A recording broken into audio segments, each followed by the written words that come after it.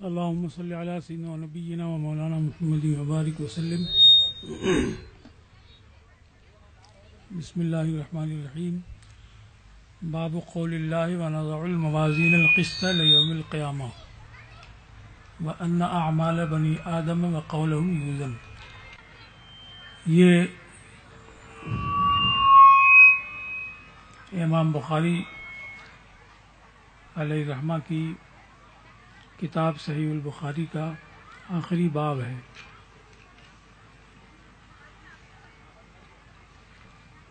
جس میں وزن اعمال کی بحث کو انہوں نے رکھا ہے اور اس ثبوت میں کہ بنی آدم کے اعمال اور ان کے اقوال وزن کیے جائیں گے، اور دلیل کے طور پر خود ترجمۃ الباب میں آیت کریمہ ونضع الموازین القسط لیوم القیامہ ہے، اور خود اس کے بعد جو حدیث آ رہی ہے کلمتان حبیبتان، اس میں لفظ ثقیلتان فی المیزان، اس سے اس کو ثابت کیا ہے. اس بارے میں معتزلہ کا ایک مذہب یہ ہے کہ اعمال چونکہ عرض ہوتے ہیں، جو کسی جوہر کے ساتھ مثلا کسی انسان کے ساتھ پائے جاتے ہیں اور الگ سے ان کا کوئی مستقل وجود نہیں ہوتا ہے، اس وجہ سے وہ قابل وزن نہیں ہیں اور ان کو تولا نہیں جا سکتا ہے. اور اہل سنت کا مذہب یہ ہے کہ نصوص کو ان کے ظاہر پر رکھنا ضروری ہے جب تک کہ کوئی دلیل عقلی یا دلیل شرعی اس کے خلاف نہ ہو. اور جب نصوص سے یہ ثابت ہے وَنَضَعُ الْمَوَازِينَ الْقِسْطَ لِيَوْمِ الْقِيَامَةِ، اور اس موضوع پر بہت سی حدیثیں ہیں، تو یہ ماننا ضروری ہے کہ قیامت میں وزن اعمال ہوگا. اب وزن اعمال کی کیفیت کیا ہوگی، تو اس بارے میں کئی اقوال ہیں اہل سنت کے. ایک تو یہ ہے کہ خود جو صاحب عمل ہوگا اس کو میزان پر رکھا جائے گا، اور اس کی دلیل میں بخاری کی حدیث ہے، حضرت ابو ہریرہ رضی اللہ تعالیٰ عنہ سے مروی ہے کہ رسول اللہ صلی اللہ تعالیٰ علیہ وسلم نے ارشاد فرمایا لَيَأْتِ الرَّجُلُ الْعَظِيمُ السَّمِينُ يَوْمَ الْقِيَامَةِ وَمَا يَزِنُ عِنْدَ اللَّهِ جَنَاحَ بَعُوضَةٍ. کہ بڑا بھاری بھرکم فربا شخص قیامت کے دن لایا جائے گا، اور اللہ کے یہاں ایک مچھر کے پر کے برابر بھی اس کا وزن نہیں ہوگا. دوسرا قول یہ ہے کہ اعمال نامے یہ وزن کیے جائیں گے، اور اسی کو امام قرطبی نے اپنی کتاب الجامع لاحکام القرآن میں اختیار کیا ہے، اور یہ بیان کرتے ہیں کہ صحائف اعمال یہ جوہر ہیں، عرض نہیں ہیں، اور وہ خود اس قابل ہوں گے کہ وہ ان کو تولا جا سکے گا. تیسرا یہ ہے کہ ظاہر نصوص کے مطابق خود اعمال ہی کو تولا جائے گا. امام قرطبی جو یہ کہتے ہیں کہ اعمال ناموں کو تولا جائے گا، تو اس بارے میں وہ استناد کرتے ہیں اس حدیث سے جو امام احمد، ترمذی، ابن ماجہ اور ابن حبان نے روایت کی ہے، اور امام حاکم نے، اور اس کو صحیح کہا ہے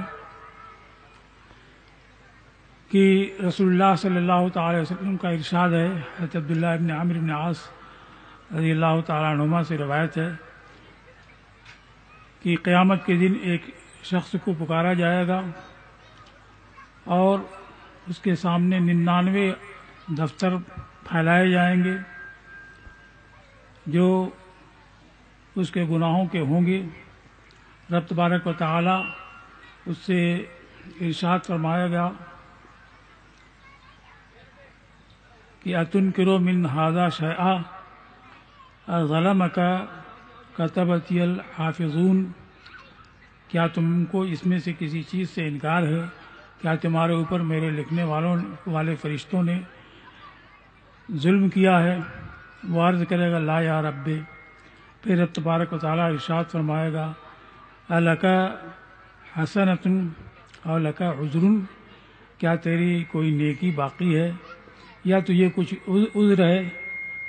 سرکار فرماتے ہیں فیہاب الرجل فیقول لا یا رب، آدمی حیبت زدہ ہوگا اور وہ عرض کرے گا کہ نہیں، نہ مجھے کوئی عذر ہے اور نہ میری کوئی نیکی باقی ہے۔ تو رب تبارک و تعالیٰ ارشاد فرمائے گا بلا ان لک عندنا حسنۃ ولا ظلم علیک اليوم، بے شک تمہاری ایک نیکی ہمارے یہاں ہے اور تمہارے اوپر آج کوئی ظلم نہیں ہوگا۔ پھر حدیث میں یہ ہے کہ رب تبارک و تعالیٰ کاغذ کا ایک ٹکڑا نکالے گا وَيُخْرَجُ بِطَاقَةً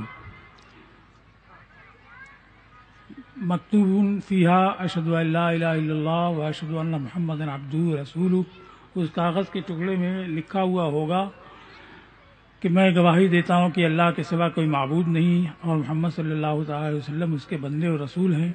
بندہ عرض کرے گا کہ ما ھذہ البطاقۃ مع تلک السجلات، ان 99 دفتروں کے مقابلے میں اس کاغذ کے ٹکڑے کا وزن، تو رب تبارک و تعالیٰ فرمائے گا نہیں، آج تمہارے اوپر کوئی ظلم نہیں ہوگا، جاؤ اس کو وزن کراؤ۔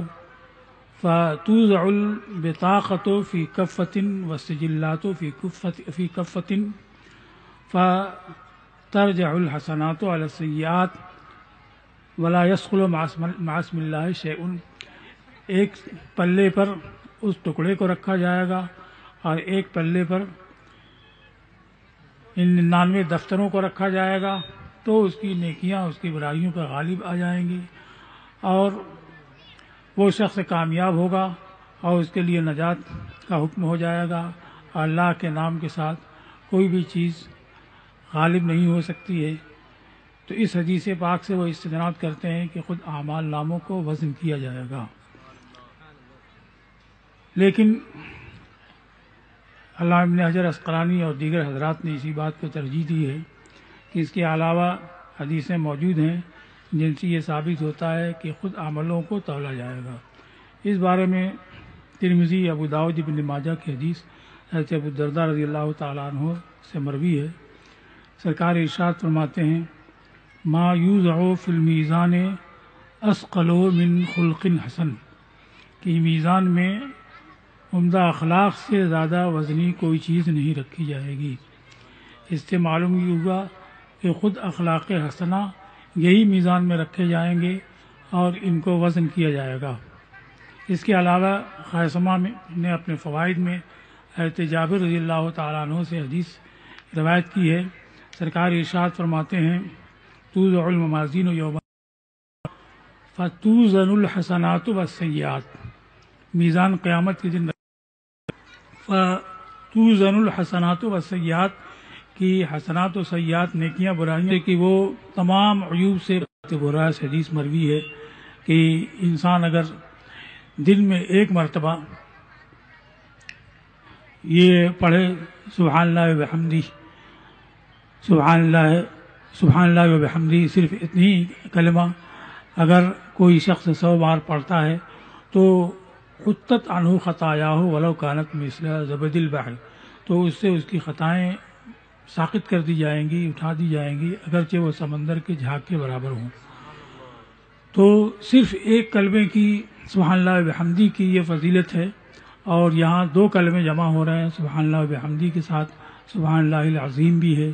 سبحان اللہ وبحمدہ یہ اللہ تبارک و تعالیٰ کی تمام عیوب سے نزاہت اور تمام کمالات سے اتصاف کو ظاہر کرتا ہے، اور سبحان اللہ العظیم پھر اس کی تائید کرتا ہے جس میں کہ اللہ تبارک و تعالیٰ کی تسبیح یعنی عیوب سے اس کی پاکی کا بیان ہے، اور عظیم کر کے اس کی عظمت کا اور کمالات سے موصوف ہونے کا ذکر ہے۔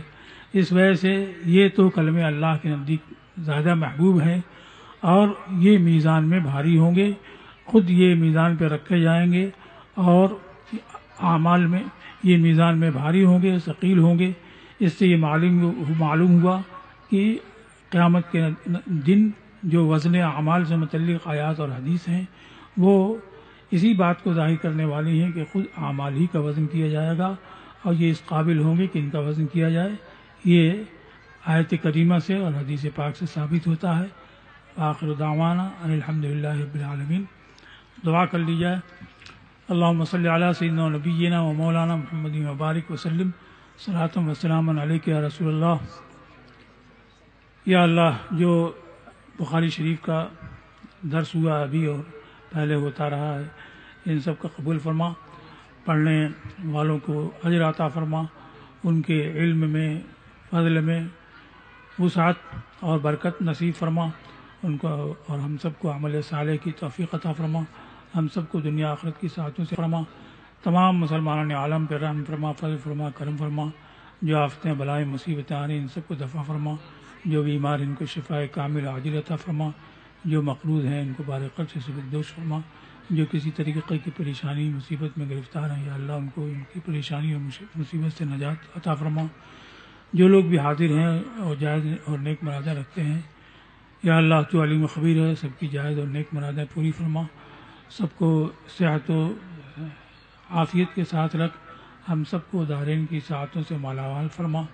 ہمارے جو ادارے ہیں خصوصاً جس ادارے کے تحت یہ ختم بخاری شریف کا پروگرام ہے، ادارہ رضائے مصطفیٰ، اس کو اور ہمارے تمام اداروں کو فروغ، ترقی، استحکام عطا فرما.